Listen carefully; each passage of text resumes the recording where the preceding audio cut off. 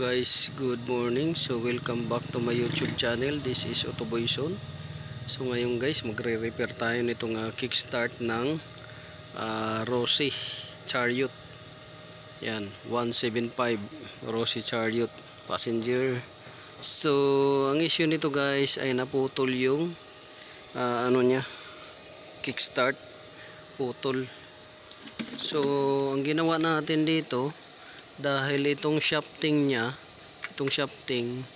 ay hanggang dito lang guys. Yan, yung shafting na yan hanggang dito lang. So kaya laging napuputol or mabilis maputol or mabilis malustred, dahil yung shafting dito hanggang dito lang, kalagitnaan. So simula dito sa gitna hanggang dito walang laman yan.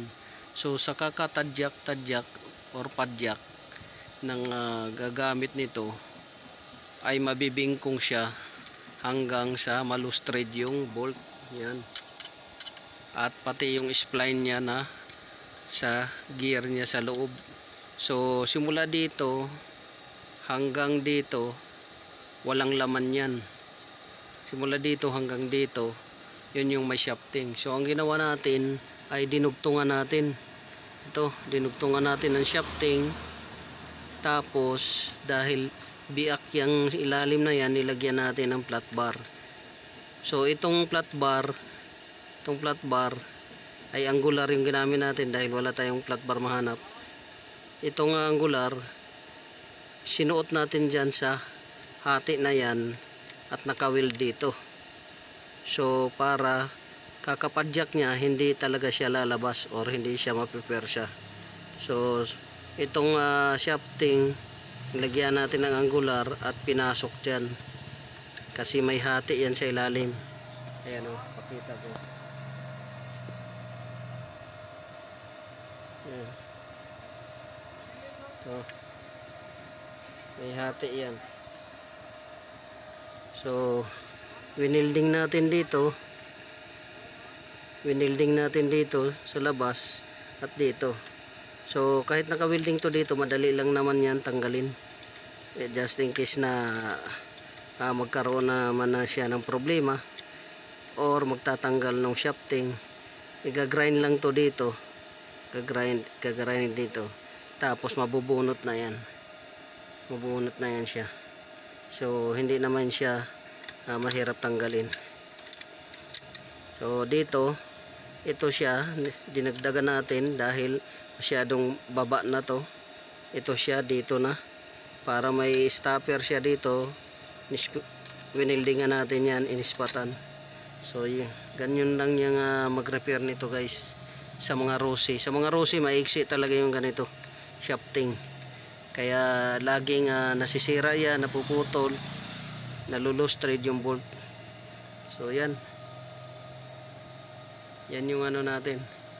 Tapos ito, dahil tabingi na to, ayan, tabingi, ayan o, tabingi siya. So dapat to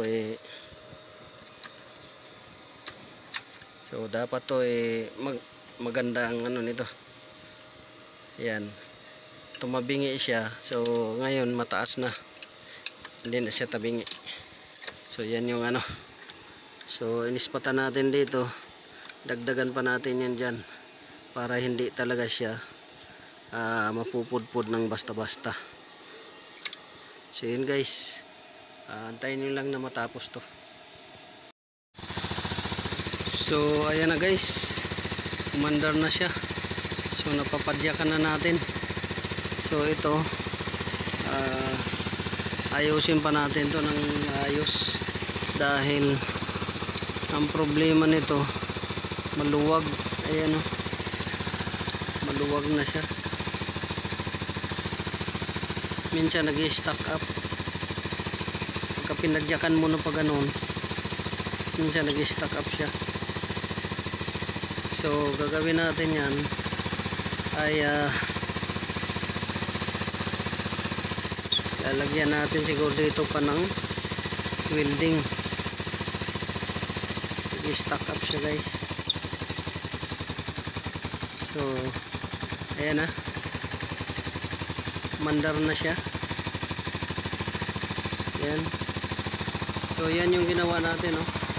Inispatan na natin dyan kasama to sa extension natin na shafting.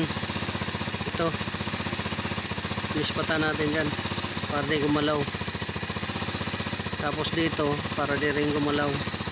So isa inispat natin shafting, dalawa, tapos ito sa flat bar naman to, ito. Tapos mayroon din dito sa kabila. Yan, bali isa sa tuktok, dalawa gilid, tatlo sa gilid. Tapos sa flat bar, ayan, sa gilid, tsaka dito, bali 5. Isa sa tuktok, isa sa tagiliran, isa kabila, tapos tagi-isa sa kapilang flat bar niya. So yan, mandar na siya. Tapos may kuryente na rin.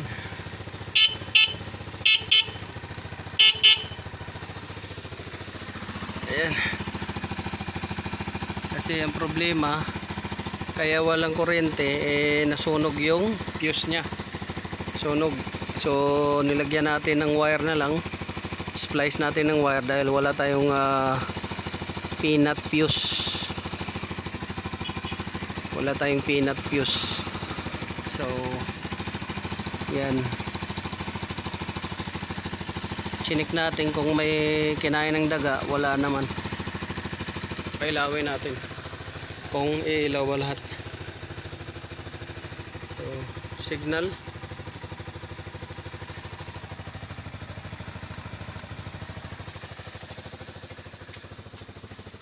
wala dito kundi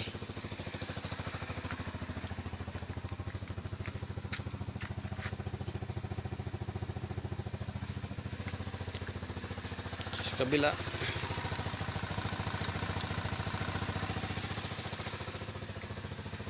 Ayan.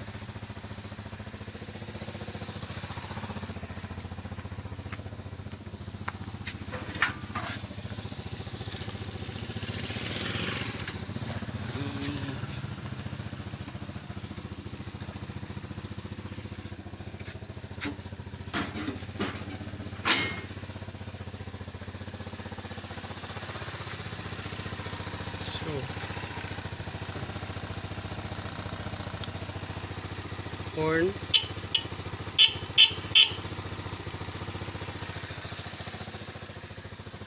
wala sa headlight, hindi.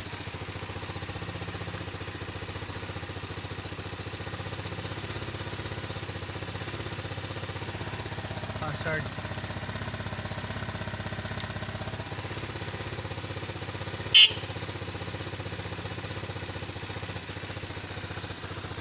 sa lights, walang headlight.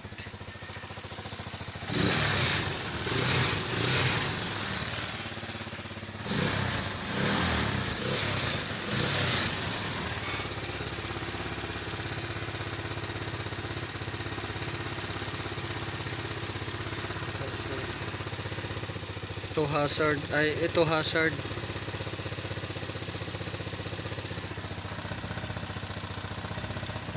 Tapos ito horn. Ito naman sa signal. Ito sa light. Wala. Pundi. Pundi yan sa light nya.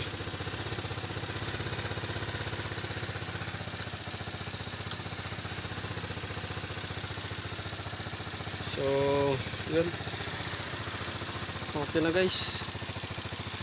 So this is automation. So ganyan lang repair ng kickstart ng Rossi 175 Chariot. Dahil nga dito lang yung shafting nya, ginawa natin, dinugtungan natin yung shafting. Tapos winilding na lang natin dito dahil loose thread na yung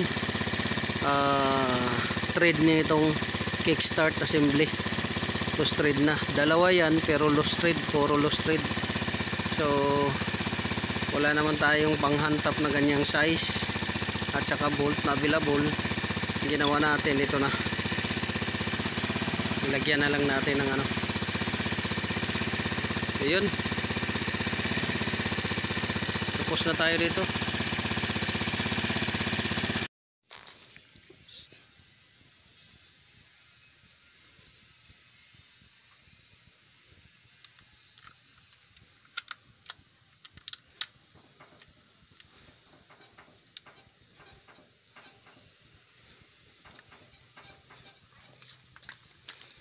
So, ayan na guys, yung ginawa natin. So, dinublihan pa talaga natin dito. Dalawang bolt. Nakatusok yan. Hindi talaga gumulaw.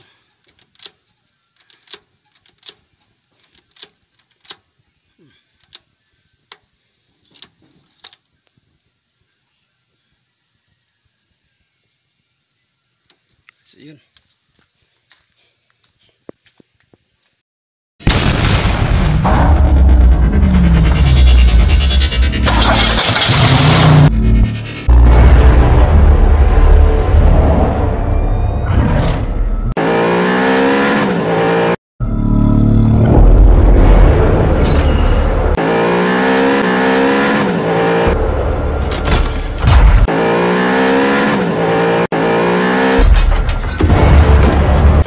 Make